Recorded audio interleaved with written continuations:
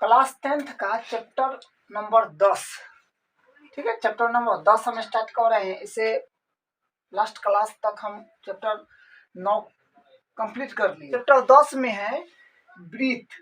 सबसे पहले हम लोग जानेंगे कि ब्रीथ क्या होता है। हम यहाँ पर परिभाषा लिखे हैं कि एक स्थिर बिंदु से अनंत बिंदुओं का बिंदु पथ ब्रीथ कहलाता है।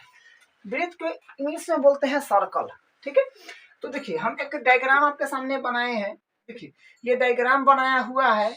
ये क्या है? ये एक स्थिर बिंदु है जिसको केंद्र बोलते हैं।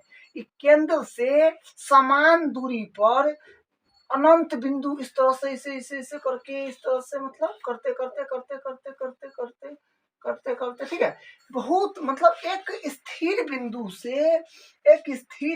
से अनंत बिंदुओं का बिंदु पथ क्या कहलाता है? ब्रीथ कहलाता है। मतलब एक स्थिर बिंदु से अनंत बिंदुओं का बिंदु पथ ब्रीथ कहलाता है, समान दूरी पर, ठीक है। एक और बात बोल देंगे आप कि एक स्थिर बिंदु से समान दूरी पर अनंत बिंदुओं का बिंदु पथ ब्रीथ कहलाता है।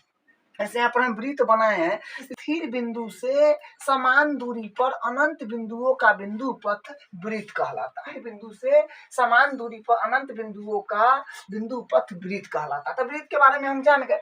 देखिए, हमको इसमें अभी पढ़ना है ब्रीथ की स्पर्श रेखा, ठीक है। चैप्टर 10 में अभी हम पढ़ेंगे ब्रीथ की स्पर्श रेखा, यानी एक ब्रीथ होगा और एक रेखा होगा। तो एक ब्रीथ और रेखा के साथ हम कितना मतलब क्या क्या बना सकते हैं, कितना पॉसिबिलिटी बना सकते हैं। एक ब्रीथ और एक रेखा के बीच कितना पॉसिबिलिटी बना सकते हैं। जैसे मान लीजिए यहाँ पर एक ब्रीथ है, फिर रेखा है, ब्रीथ है, फिर रेखा है, ब्रीथ है, फिर रेखा है, ठीक है। तो हम इसमें क्या 3 गो इसका पॉसिबिलिटी है, ठीक है। एक ब्रीथ और रेखा के साथ 3 कंडीशन हो सकता है। क्या और इससे ज्यादा हो सकता है? नहीं हो सकता है। या तो देखिए, एक ब्रीथ और रेखा पर एक ब्रीथ और रेखा के साथ सिर्फ 3 कंडीशन हो सकता है। एक ब्रीथ और रेखा के साथ सिर्फ 3 कंडीशन हो सकता है। इसमें देखिए, ब्रीथ है, रेखा है, ब्रीथ है, रेखा है, ब्रीथ है, रेखा है, ठीक है। तो आप यहाँ पर देखिए, इसका कंडीशन क्या है कि एक ब्रीथ है और ये रेखा है। रेखा जो ब्रीथ को सिर्फ और सिर्फ एक बिंदु पर स्पर्श करते हुए, मतलब स्पर्श यानी छूते हुए, सिर्फ स्पर्श करते हुए गुजर गया है, ठीक है। तो ये क्या है? एक बिंदु पर स्पर्श किया है, इसलिए इसको हम बोलेंगे ब्रीथ की स्पर्श रेखा। यानी लिखा है ना, ब्रीथ स्पर्श रेखा, यानी ये जो है ब्रीथ की स्पर्श रेखा होगा। और ये देखिए, ये भी ब्रीथ है और ये क्या है? रेखा है। तो ब्रीथ के 2 बिंदु पर, यहाँ पर एक बिंदु होगा और यहाँ पर एक बिंदु होगा। क्योंकि देखिए, आपको बोले ना कि ब्रीथ जो होता है अनंत बिंदु से बनता है। ये इस पर अनंत बिंदु होगा। सिर्फ एक बिंदु यहाँ है और एक बिंदु यहाँ है। तो ब्रीथ को सिर्फ 2 बिंदु पर प्रतिच्छेद करते हुए ये रेखा गुजरा है, जिसको बोलेंगे छेदक रेखा, ठीक है। और ये ब्रीथ है, इस पर देखिए, इससे रेखा गुजरा कहाँ? ब्रीथ के आजू बाजू से गुजर गया है, मतलब इस तरफ से गुजर गया। ब्रीथ को टच किया ना, क्या किया? ब्रीथ को टच नहीं किया, ना किसी बिंदु पर प्रतिच्छेद किया, ठीक है। तो ये ब्रीथ है, इसके क्या है? साइड से यानी हट के ये रेखा गुजरा है। तो इसको हम क्या बोलेंगे? अप्रतिच्छेदी रेखा, ठीक है। ब्रीथ को न स्पर्श करे न कहीं पर काटे, तो उसको हम क्या बोलेंगे? अप्रतिच्छेद रेखा। तो 3 को कंडीशन हो सकता है एक ब्रीथ और रेखा के साथ, बस इतना। ब्रीथ और स्पर्श रेखा में सिर्फ 3 कंडीशन हो सकता है। या तो ब्रीथ को स्पर्श करती हुई सीधे एक बिंदु से स्पर्श करती हुई गुजर जाए, या 2 बिंदु पर प्रतिच्छेद करती हुई गुजर जाए, या एक भी बिंदु पर नहीं प्रतिच्छेद करती की हो, सीधे गुजर जाए, ठीक है, अलग से गुजर जाए। तो इसको तो अलग से गुजर जाएगा तो होगा अप्रतिच्छेदी रेखा। 2 बिंदु पर प्रतिच्छेद करते हुए जाएगा तो छेदक रेखा। और सिर्फ एक बिंदु पर स्पर्श करेगा तो उसको बोलेंगे स्पर्श रेखा, ठीक है। यहाँ पर हम लिख दिए हैं कि ब्रीथ को केवल एक बिंदु पर स्पर्श करती है या काटती है, स्पर्श रेखा कहलाती है। ब्रीथ को केवल 2 बिंदु पर प्रतिच्छेद करती है, छेदक रेखा कहलाती है। ब्रीथ को केवल 2 बिंदु पर प्रतिच्छेद करेगा, छेदक रेखा कहलाएगा। अप्रतिच्छेदी रेखा ब्रीथ को न प्रतिच्छेद न ही स्पर्श करती है, अप्रतिच्छेदी रेखा कहलाती है। देखिए, न स्पर्श कर रही है न प्रतिच्छेद कर रही, कुछ कर रही, तो इसको हम बोलेंगे अप्रतिच्छेद रेखा है, ठीक है। और एक और बात आप याद रखिएगा कि जिस बिंदु से, जैसे मान लीजिए कि वृत्त है, ये रेखा है, स्पर्श करते हुए गुजर गया है, सिर्फ एक बिंदु से स्पर्श करते हुए यूं क्या सीधे गुजर गया है, तो ये सिर्फ और सिर्फ एक बिंदु पर स्पर्श करता है। डायग्राम थोड़ा सा टेढ़ा उड़ा हो गया है, आप डिवाइडर से बनाएंगे, एकदम पेंसिल से बनाएंगे तो एकदम आपका अच्छा मतलब सुंदर सुंदर डायग्राम होगा, ठीक है। तो यहाँ से रेंडम बनाए हैं इसलिए थोड़ा सा टेढ़ा हो गया है, ठीक है, टेढ़ा बाकुल आपको लगाई होगा। तो देखिए हम क्या बोले कि ये रेखा है, तो सिर्फ एक बिंदु पर प्रतिच्छेद करती हुई गुजरी है, तो स्पर्श रेखा सिर्फ और सिर्फ एक बिंदु पर ही प्रतिच्छेद करता है, ठीक है। और छेदक रेखा दो बिंदु पर वृत्त को प्रतिच्छेद करता है, और प्रतिच्छेद रेखा वृत्त को किसी भी बिंदु पर प्रतिच्छेद नहीं करता है, ठीक है। तो एक बिंदु पर प्रतिच्छेद करेगा वो उभयनिष्ठ बिंदु हो जाएगा, उस बिंदु को नाम हम उस बिंदु को बोलेंगे स्पर्श बिंदु, उस बिंदु को बोलेंगे स्पर्श बिंदु। वृत्त ये क्या है, ये स्पर्श है, वृत्त को सिर्फ एक बिंदु पर स्पर्श करती है उसको स्पर्श रेखा बोलते हैं, और जिस बिंदु पर स्पर्श करती है उसको हम स्पर्श बिंदु बोलते हैं। ये सब अब क्या है ऑब्जेक्टिव टाइप, देखिए प्रश्नावली इसमें जो फर्स्ट है उसमें सिर्फ ऑब्जेक्टिव टाइप क्वेश्चन इसी सब के बारे में, उसमें डॉट में डॉट छोड़ले है उसमें भरना होगा, ठीक है, भरने वाला क्वेश्चन सब है, यही सब बात भरना होगा, सबसे ज्यादा इसी के बारे में हम लोग को पढ़ना है, ठीक है। ये एक आधे ऑब्जेक्टिव में कहीं पर आ जाएगा, ये तो आएगा ही नहीं, ठीक है। इसमें एक प्रमेय भी है, ठीक है, एक प्रमेय है, उस प्रमेय को पहले हम कर लेते हैं, वो काफी इंपोर्टेंट प्रमेय है, एग्जाम में हर एक बार पूछता है, ठीक है।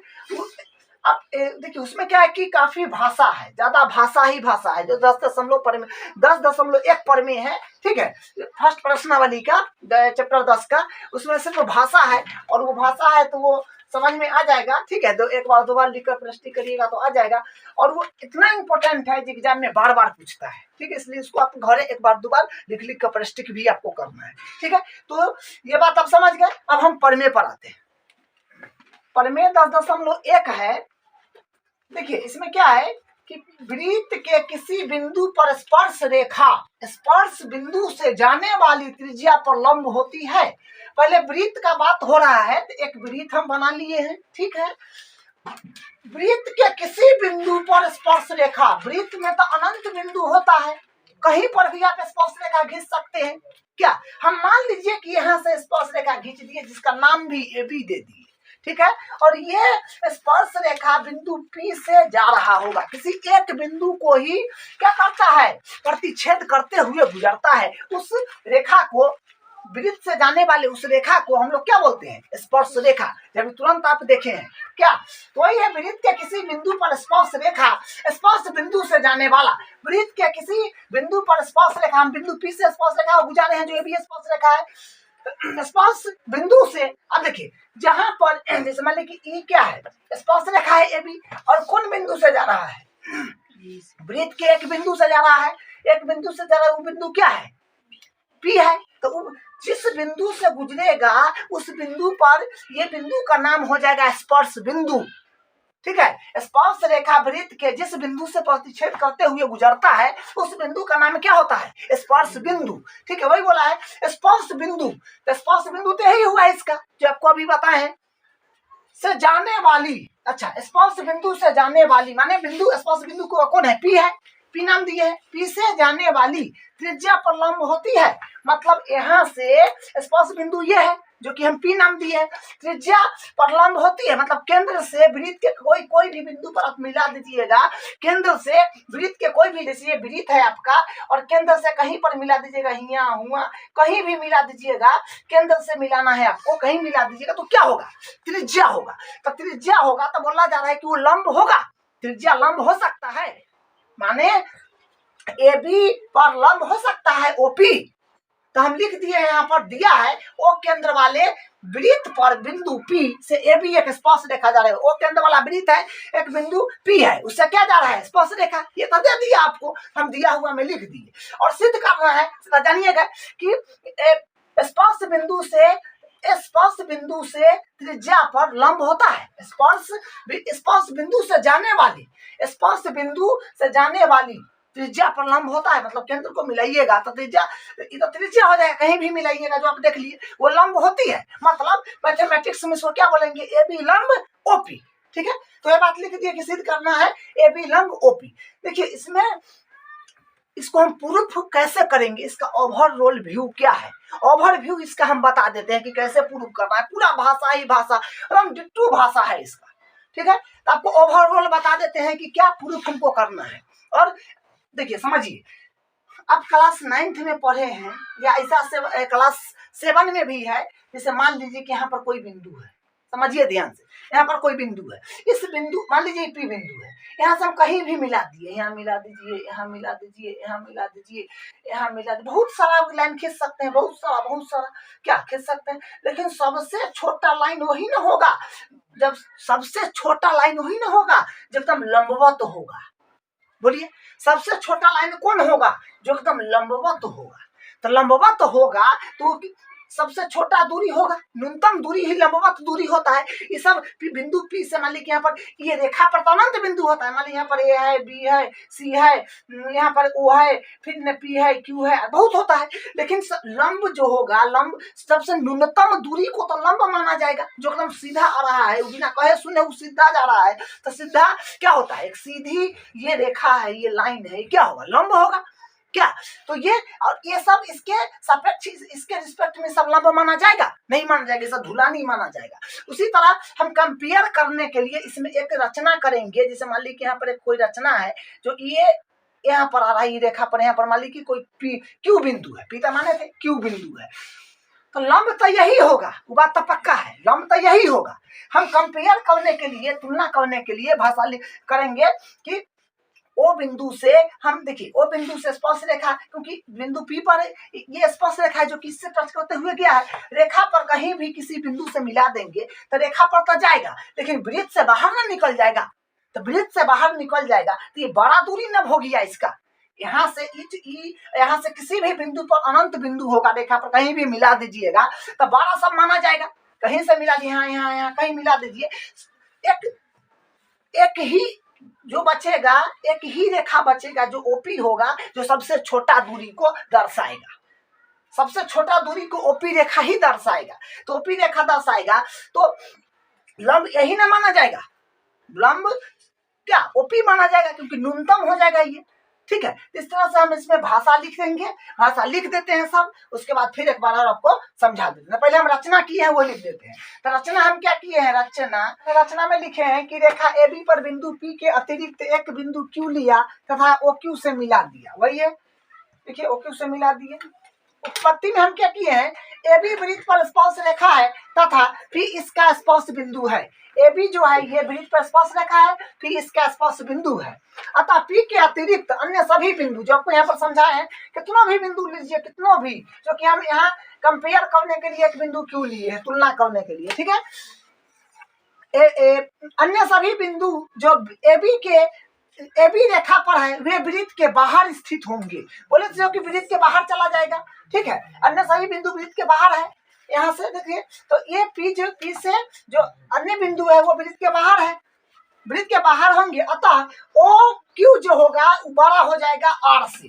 देखिए वृत्त के परिधि से, देखिए केंद्र को वृत्त के परिधि के किसी भी बिंदु से अगर आप मिला दीजिएगा ना तो वो त्रिज्या कहेगा। जैसे ये P बिंदु है तो वृत्त के क्या है, वृत्त के परिधि पर ही कोई एक बिंदु है तो त्रिज्या होगा। तो ये क्या है, ये तो R के बराबर है P, लेकिन O से Q के दूरी तो क्या हो गया, ये O से Q के दूरी तो बड़ा हो गया, तो इसके इसमें न्यूनतम है बचा, छोटा दूरी ये है बचा, तो यह बचा तो यह बात लिखे है कि OQ बड़ा है R का, यहाँ से OP बड़ा हो जाएगा, OP बड़ा हो जाएगा, OP या R तो बराबर बात है, तो OQ बड़ा हो जाएगा, OQ बड़ा हो जाएगा, OP छोटा हो जाएगा। तो हम इसको छोटा बना लिए, इसको बड़ा कर दिए, हम इसके लिखे कि इसी प्रकार OP से दूरी की अन्य किसी भी बिंदु से दूरी से कम ही होगी। मतलब इसका दूरी, अब यहाँ पर कितना बिंदु आप ले लीजिएगा, यहाँ रेखा पर अनंत बिंदु होता है, कहीं भी ले लीजिएगा तो क्या होगा, इससे सबका बड़े आएगा, ठीक है।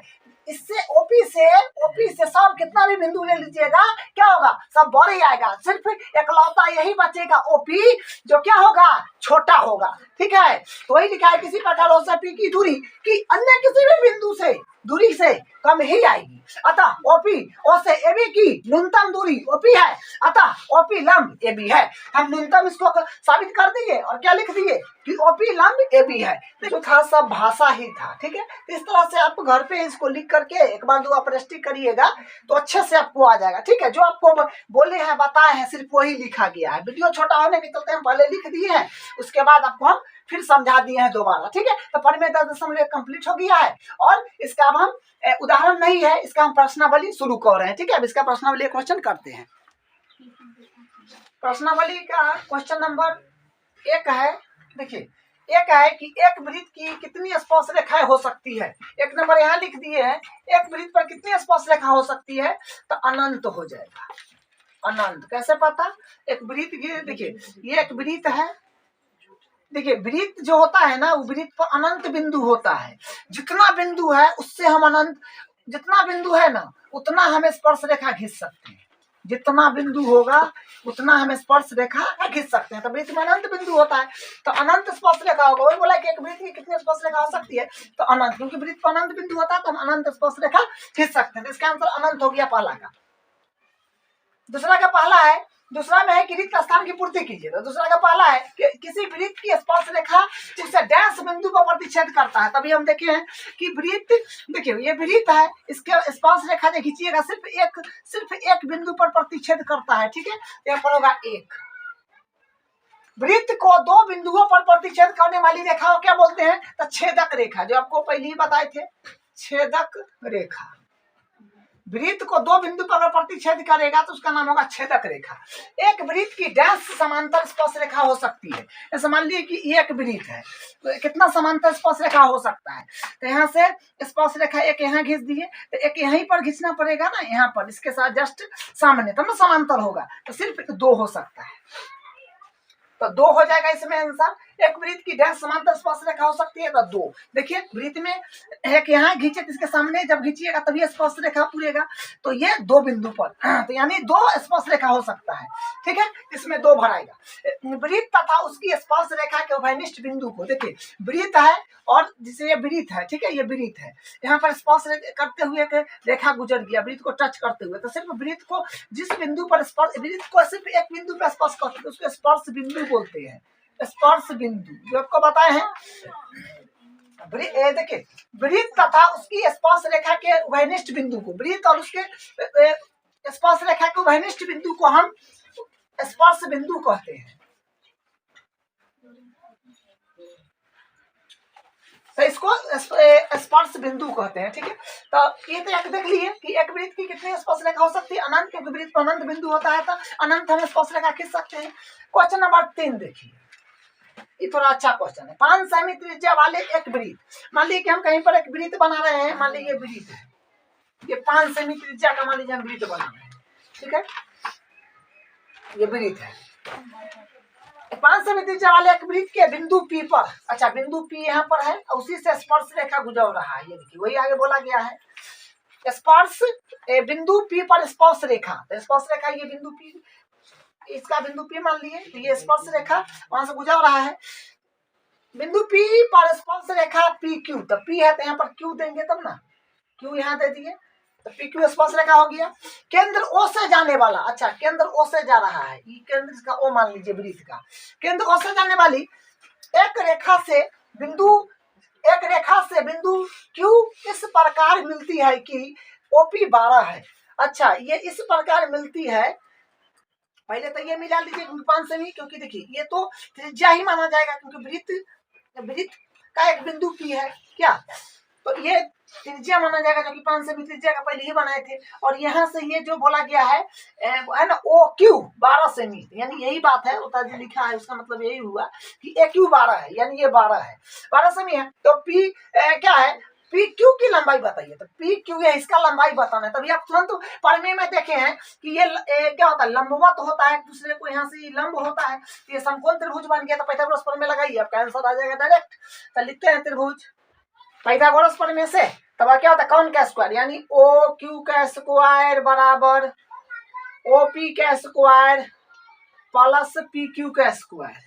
तो देखिए OQ अपने पास है 12, तो 12 का स्क्वायर हो जाएगा प्लस, और यहाँ से ओपी है आपका 5, तो 5 का स्क्वायर हो जाएगा, यहाँ बराबर है तो ओ क्यू का मान 12, तो 12 का स्क्वायर बराबर ओपी, ओपी है 5, तो 5 का स्क्वायर प्लस पी क्यू निकलना है, तो पी क्यू का स्क्वायर इट इज यहाँ से 144 बराबर 50-25, तो प्लस पी क्यू स्क्वायर है तो पी क्यू स्क्वायर, इसको इस तरफ भेज दीजिए, तो पी क्यू बराबर आएगा इधर जाएगा तो 144 माइनस 25, तो पी क्यू बराबर यहाँ से आ जाएगा रूट अंडर 119, घटा उठा दीजिए क्योंकि स्क्वायर से रूट भी चढ़ जाएगा इस पर, ठीक है, बराबर रूट अंडर 119 आया है, तो इसमें ऑप्शन भी दिया था, ठीक है, डी नंबर ऑप्शन इसका करेक्ट होगा, राइट होगा, ठीक है। अब देखिए चौथा क्वेश्चन है, एक वृत्त खींचिए और दो दी गई